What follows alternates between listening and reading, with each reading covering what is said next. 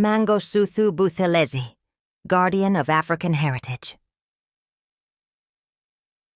Introduction.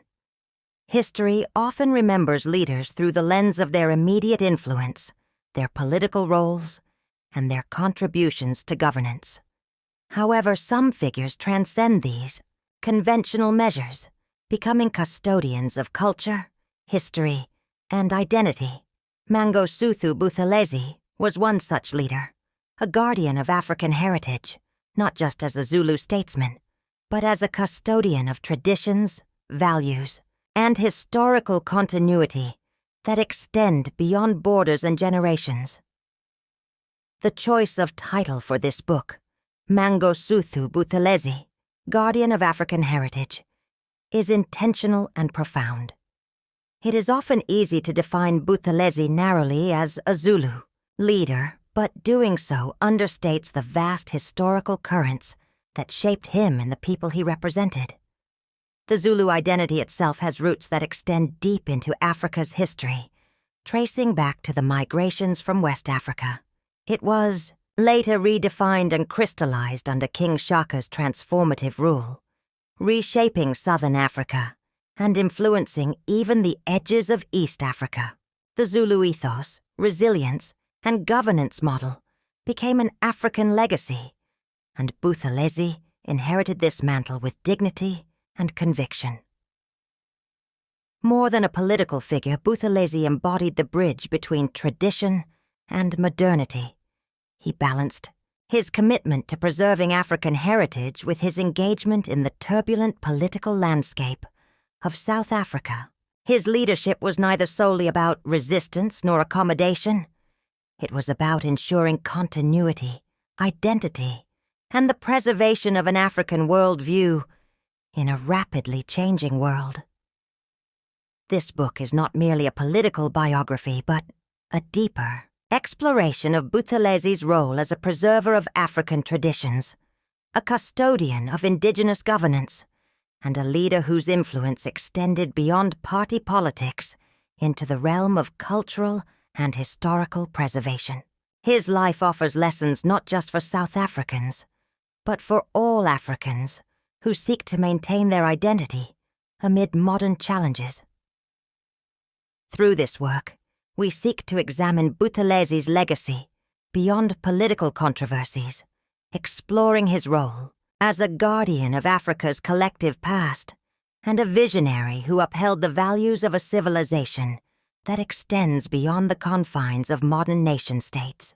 His leadership was a testament to the endurance of African identity, a bridge between the past and the future, ensuring that the spirit of a people would not fade in the tides of change.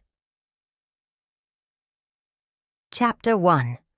Roots of a Legacy. To understand Mangosuthu Buthelezi, one must first understand the lineage and legacy he inherited. Born on August 27, 1928, in Mahlabathini, he was the son of Princess Magogo Kadinu Zulu, a woman of royal blood, and Chief Mathole Buthelezi. His ancestry traced directly to the great Zulu kings, placing him in a unique position of responsibility and expectation from birth. His life was not just his own. It was a continuation of a story that had been unfolding for centuries.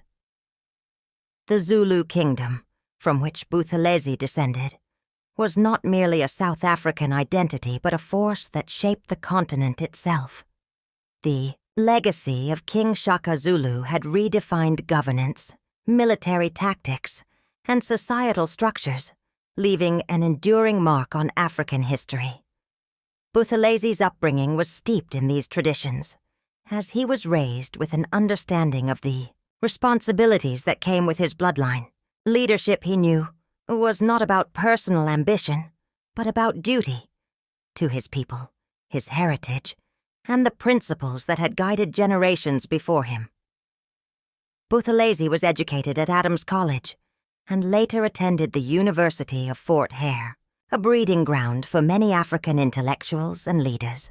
It was at Fort Hare that he first encountered the complexities of modern African nationalism and the growing struggle against colonial and apartheid rule. He was influenced by both traditional Zulu governance and the modern political movements that sought to redefine African identity in the face of oppression. His early years shaped his philosophy, one that sought to merge the ancient wisdom of African leadership with the pragmatism required in the modern world. As a young leader, he stood at the intersection of history and progress, committed to carrying forward the legacy of his ancestors while navigating the political challenges of his time.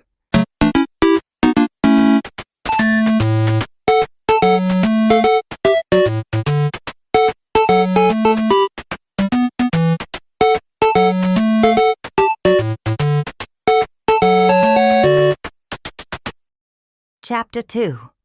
The Rise of a Leader Mangosuthu. Buthelezi's journey into leadership was not one of mere inheritance, but of deliberate cultivation and purpose. From an early age, he displayed an acute awareness of the responsibilities that came with his lineage. However, it was not until he formally assumed the chieftaincy of the Buthelezi clan in the 1950s that his leadership truly began to take shape. His tenure as chief was defined by his ability to bridge tradition with modern governance. While firmly rooted in the customs of his people, Buthelezi understood that the world was changing rapidly. Colonization and apartheid were shaping the political landscape, and he recognized that adaptation was necessary for survival. He saw the power of education, diplomacy, and strategic negotiation as tools to protect and uplift his people. Chapter 3. Navigating a divided nation as apartheid policies deepened the divisions in South Africa. Mangosuthu Buthelezi found himself at the center of political tensions. His leadership required not only a commitment to his people, but also a strategic approach to engagement with the broader political landscape. Chapter 4. Inkatha and the Afrikaner connection. One of the most fascinating aspects of Mangosuthu Buthelezi's leadership was his ability to forge connections across racial and political divides. His engagement with the Afrikaner community was not merely political maneuvering, but a deeply rooted alliance built on mutual respect and shared concerns about heritage, identity, and governance. Chapter 5. A Call for Real Change, Mangosuthu. Buthelezi was never a leader who sought easy popularity. At a 2009 IFP rally in Bethal, Mpumalanga, he spoke with unwavering honesty about the state of South Africa, warning of the fierce battle for economic emancipation that would follow political liberation. His words were not those of a politician chasing votes, but of a statesman determined to tell the truth. Bethal, a town deeply entrenched in South Africa's political and economic history, served as a fitting backdrop for Buthelezi's rallying cry. The town, like many others across the country, bore the scars of apartheid's economic disparities and the unfulfilled promises of post-apartheid governance. Buthelezi's speech resonated with the frustrations of the people who had endured years of hardship while waiting for meaningful change. He began by addressing the economic struggles plaguing the country. South Africa, he argued, had not truly been liberated until its people were economically empowered.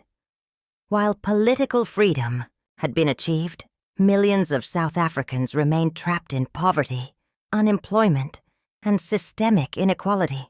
He criticized the ruling party for its failure to deliver on the promises it had made since 1994.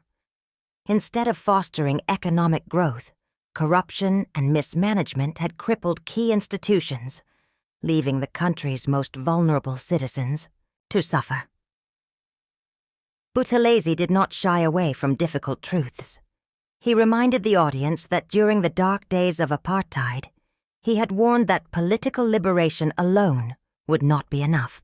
Economic emancipation, he insisted, would be the real struggle.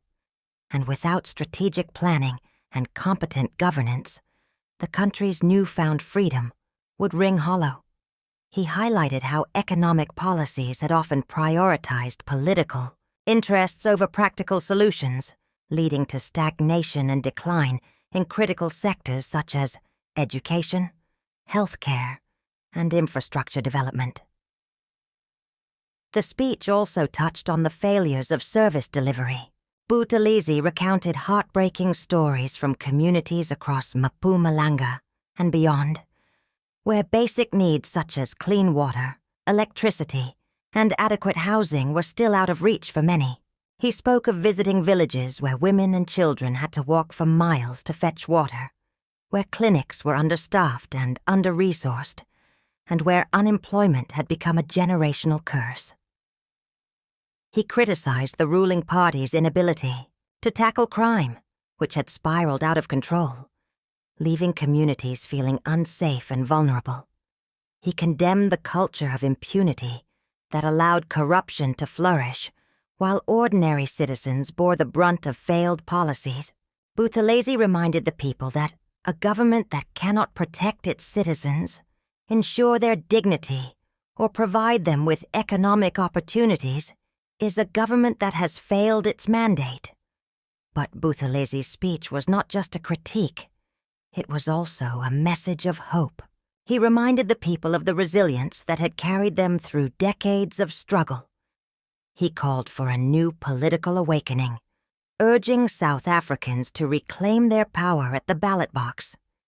He emphasized the importance of electing leaders who prioritized integrity, competence, and service over personal gain.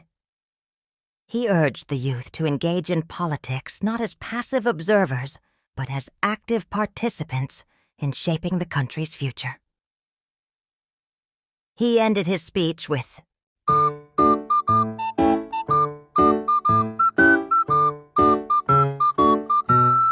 But Buthelezi's speech was not just a critique. It was also a message of hope. He reminded the people of the resilience that had carried them through decades of struggle. He called for a new political awakening, urging South Africans to reclaim their power at the ballot box. He emphasized the importance of electing leaders who prioritized integrity, competence, and service over personal gain. He urged the youth to engage in politics not as passive observers, but as active participants in shaping the country's future. He ended his speech with a rallying cry. South Africa deserves better. We deserve leadership that serves, not leadership that takes. We deserve a government that works, not one that makes excuses. We deserve real change. The crowd erupted in applause, not just in agreement, but in recognition that the time for complacency had passed. The rally in Bethal was not just a political event. It was a moment of reckoning. Buthelezi's words echoed through the town, reminding the people that their voices mattered and that the future of South Africa lay in their hands. It was a call for real change, not through empty promises, but through action, accountability, and a renewed commitment to the values that had once united the struggle for freedom. Chapter 6. Honoring a Legacy. Tribute to Helen Suzman throughout. His life, Mangosuthu Buthelezi, forged friendships and alliances with remarkable individuals who shared his commitment to justice, human dignity, and the struggle against apartheid. Among these figures was the indomitable Helen Suzman, a woman whose unyielding voice in Parliament made her a beacon of resistance during South Africa's darkest days. Buthelezi's tribute to her at her memorial service in 2009 stands as a testament to the mutual respect and camaraderie between two warriors for justice, who, despite their different political affiliations, shared a deep sense of moral duty. At the Great Hall of Wits University, Buthelezi spoke of Helen Suzman with admiration and warmth. He described her as a dear friend, not just to him and his wife Irene, but to South Africa as a whole. Their friendship spanned over half a century, and in his speech he recalled her piercing blue eyes, filled with intelligence, empathy, and a relentless determination to see justice prevail. Suzman's unwavering commitment to human rights and equality was evident in the way she used her position in the whites-only parliament to challenge the apartheid regime. Buthelezi emphasized that she was a politician of conviction, someone who did not seek personal gain or comfort, but dedicated her life to the pursuit of truth and justice. He described her as a lioness in stature, a leader who, like David against Goliath, fought against the odds and proved that moral courage could triumph over oppression. Buthelezi's tribute went beyond admiration. It was a heartfelt acknowledgement of the personal support Suzman had shown him during his struggles. When many white South Africans avoided close associations with black leaders for fear of political repercussions, Suzman extended her hand in friendship and solidarity. She and her husband, Mosey, welcomed Buthelezi and his wife into their home during the apartheid era, a rare gesture in a time when black South Africans were often denied even the most basic hospitality in white households. One particularly vivid memory Buthelezi shared was from 1976, during the Soweto uprising, when students revolted against the imposition of Afrikaans as a medium of instruction. In the midst of this turmoil, he was called upon to help ease tensions in Zimlofe Township, but the commissioner of police forbade him from going. Buthelezi recalled how Suzman, upon learning of this, pleaded with him not to defy the police order. Her voice filled with genuine concern for his safety. Yet, true to his own convictions, he went anyway, driven by his duty to prevent further violence. Such was the nature of their friendship, one of mutual respect, concern, and an unshakable belief in standing up for what was right. Suzman's legacy, Buthelezi argued, had not been fully recognized in the struggle narrative. While many other heroes of the liberation movement had been celebrated, Suzman's contributions were often overlooked.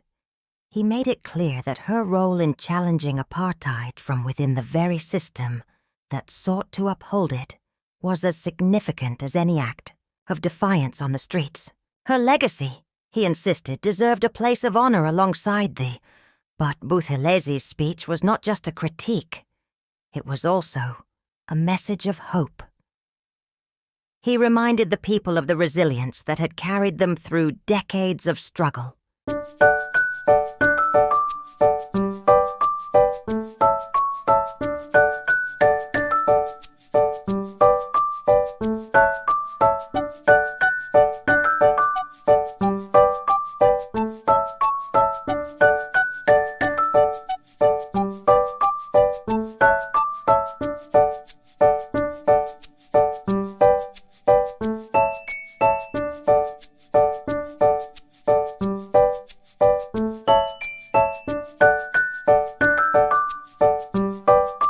Chapter 7.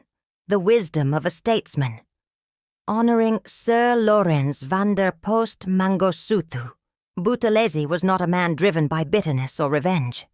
Unlike many in the African National Congress, who carried the scars of oppression with anger, Buthelezi stood apart as a leader who sought understanding, reconciliation, and friendship across racial lines. His relationship with Afrikaners was a testament to his belief in mature, wise leadership, where historical wounds did not have to lead to perpetual conflict. This approach was evident in his speech at the opening of the Philippolis Memorial Garden in 1998, where he paid tribute to the legendary Afrikaner intellectual and writer Sir Lawrence van der Post. Speaking in the heart of the Free State, Buthelezi described van der Post as a man who embodied the spirit of African wisdom, a philosopher whose love for the land and its people transcended race and politics. Van der Post was, in Buthelezi's words, entirely Afrikaner, entirely South African, entirely a citizen of the world. This was the kind of identity Buthelezi championed, a belief that one could be proud of one's heritage while also embracing a broader, more inclusive humanity. Chapter 8.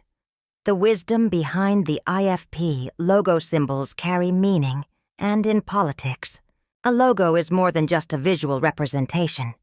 It is an emblem of values, history, and vision. The logo of the Inkatha Freedom Party, IFP, is no exception.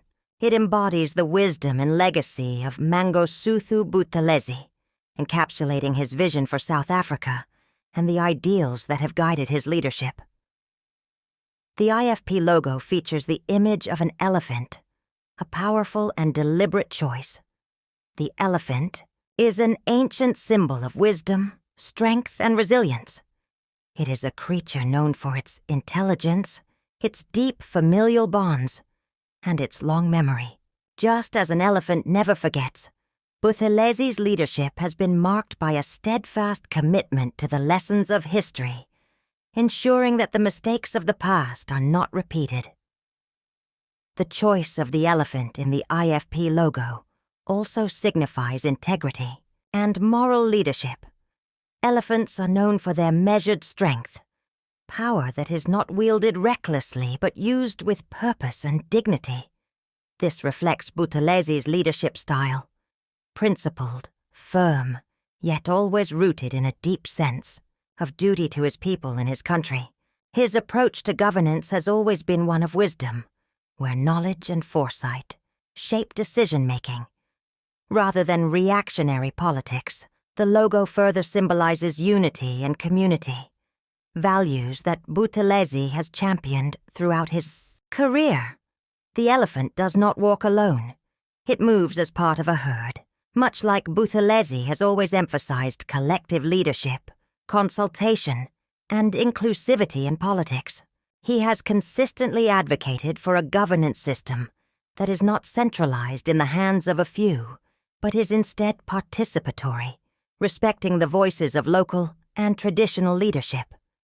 By adopting the elephant as its symbol, the IFP reinforces its role as a stabilizing force in South African politics.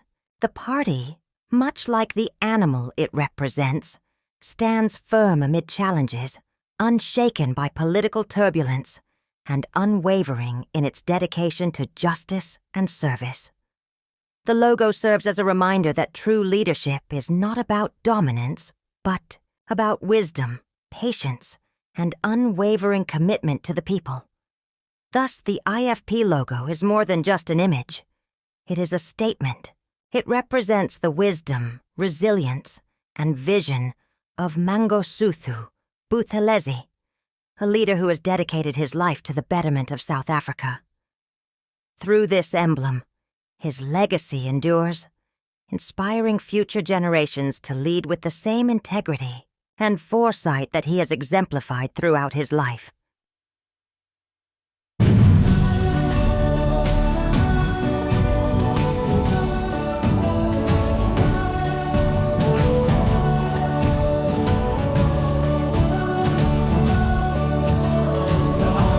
South African sun, where the golden plains stretch and run, a land of beauty wild and free. The savannah sings its melody, from the rolling hills to the endless sky. The whispers of nature, oh, they fly high. Peru's embrace a canvas so wide. In this land we take pride. South Africa, land of the savannah, with dreams that shine like the morning panorama. From the Karoo's heart to the Western Cape, every corner's a story, every moment escape. Cacti reaching for the sunlit glow, where the desert blooms and the rivers flow. Lil Karoo, a jewel of the West. In this ruggedness we find our rest. The colors of dusk paint the sky, as the animals roam and the eagles fly. In the stillness of night, under stars so bright, the spirit of Karoo, it feels so right. South Africa, land of the savannah, with dreams that shine like the morning panorama. From the Karoo's heart to the Western Cape, every corner's a story, every moment escape. In the whispers of the winds we hear the call of ancestors who walk these lands one and all. With every step forward we honor the past. In the land of the savannah our roots hold fast. South Africa, land of the savannah, with dreams that shine like the morning panorama. From the Karoo's heart to the Western Cape, every corner's a story, every moment escape. So let's sing of the beauty, the wild and true, in South Africa's heart.